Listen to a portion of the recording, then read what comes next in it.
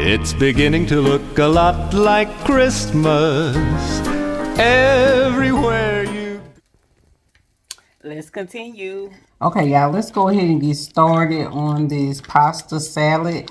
I have a half a block of Philadelphia cream cheese. When I'm using it to make a dressing, I like to use the better brands. Next block I bought is like this, so if we need a little bit more, we'll have that. As well as we're going to use some mayonnaise. We're also going to use some mayonnaise and some sour cream. But see, right now I'm just smoothing this out in the bottom of my pan. It was already softened. We're making the dressing to the pasta salad first. That's what makes your pasta salad good, is the dressing. And I always use homemade dressing, so I guess that makes a difference as well. If you're using some out of a bottle, then it doesn't matter as much. But that's a half a block of cream cheese. And now I'm going to go in with, I would say, a half a cup of mayo.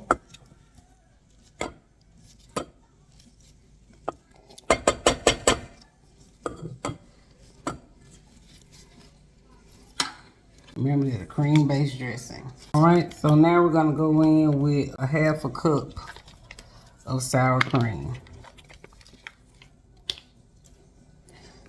And I'm going to go ahead and season this now. I know all of this requires a little seasoning. I like for the base of my dressing to have, at least start with a little salt. You know, salt doesn't add a certain flavor. It just gives us a little salt. After I get it where I want it as far as salt content, then I'll go and layer in my seasonings that are specifically for flavor. The flavor profile I'm going for. Okay. So we don't want our dressing to be too thick. We want it to be about the consistency of ranch. So that's why we're just making this the foundation. Okay. So you taste it to make sure it's salty enough. And once you know it's salty enough, then you can go in and add in herbs. So I'm going to do the body of.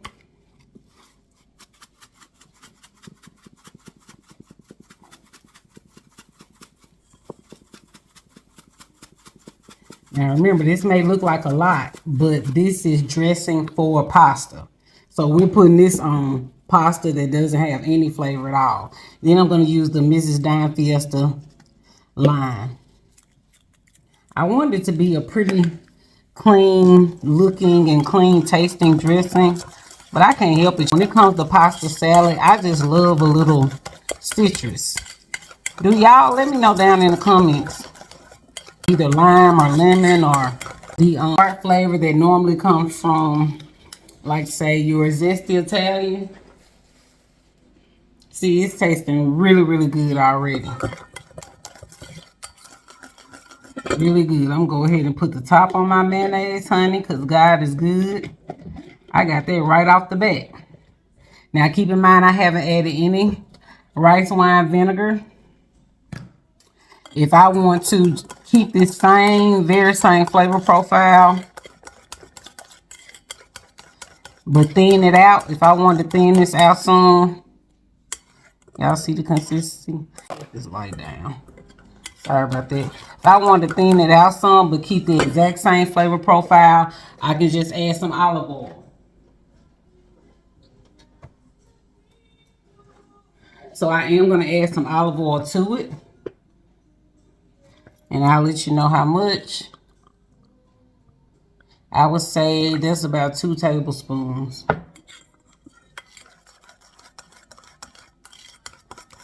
Quite honestly, I've never really taken this approach with dressing where I just leave it so much of a cream cheese and sour cream base, creamy base.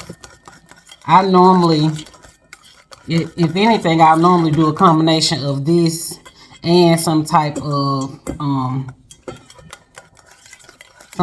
vinegar or oil base. We can put a little bit more, so we'll make it 4 tablespoons.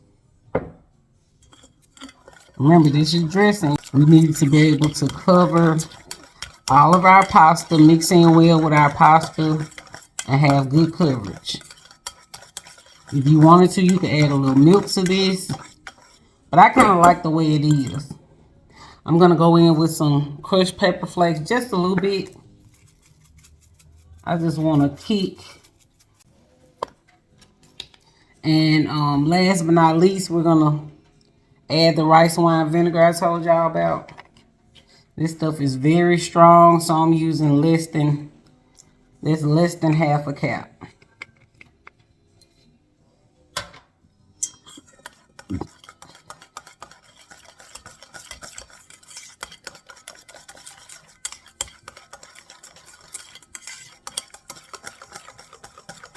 And you definitely want to use a whisk. That's the only way to get it all mixed up with it being that thick. Okay, let me get my dressing out the oven. I'll be right back.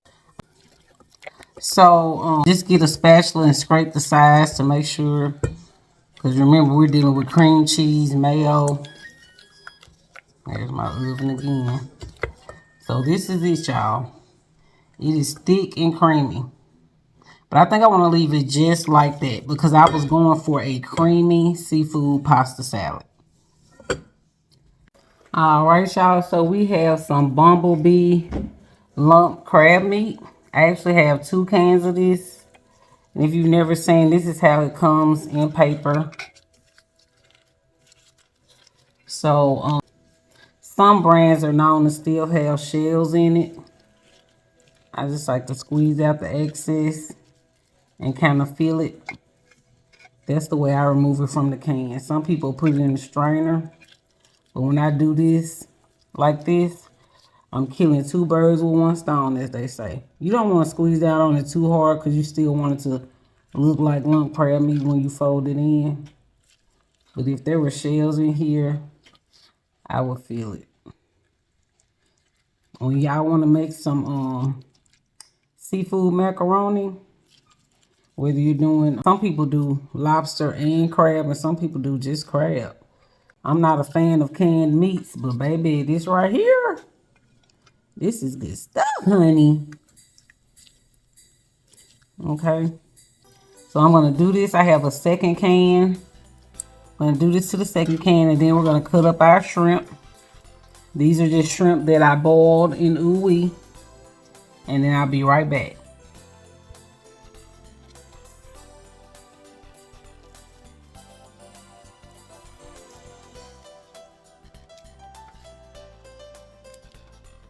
Y'all, I'm getting excited now, honey. We are near the end, baby. So what I like to do, if you wanted to, you could put a little pink Himalayan salt over your pasta. Remember, I boiled this pasta in advance. And who remembers that I boiled it in the shrimp broth? By shrimp broth, I had already boiled the shrimp. And then I used the water that I used to boil the shrimp. And left it on the stove and just used it to boil this pasta.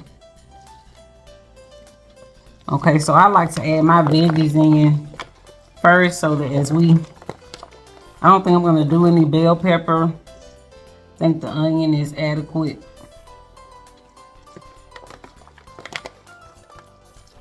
Okay, so I like to put the vegetables on first. But then I'll go and do some dressing, right? And I leave the meat for last. That's just the, leaving the meat for last is just a technique as far as presentation. You know your meat already has flavor, so when you leave your meat for last, the colors of the meat, like the color of this shrimp, will still kind of shine through versus it being completely saturated with dressing. So that's why you leave it for last. This dressing would soak into the noodles even better if I were doing this shortly after I had cooked the noodles. Then the warm temperature from the noodles would help the dressing soak down into the pasta, especially with this being rotini with all the spirals. But I think we made just enough dressing. Look at that. That looks like good coverage to me, honey. Oh yes.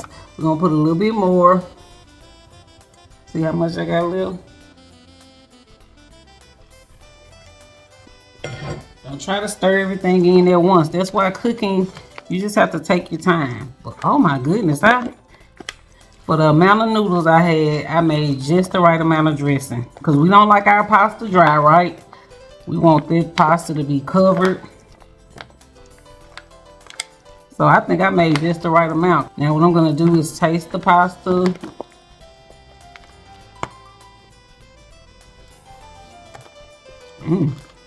Oh my goodness, it's delicious. If you wanted to add some cheese, you could add cheese like a white cheese. Romano Parmesan. Okay. And now for the seafood, y'all. Ooh. All those juicy shrimp.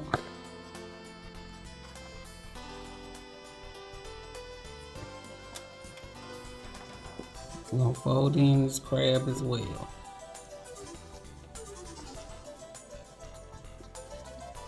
Now the bumblebee crab doesn't have as much flavor as Sunkist.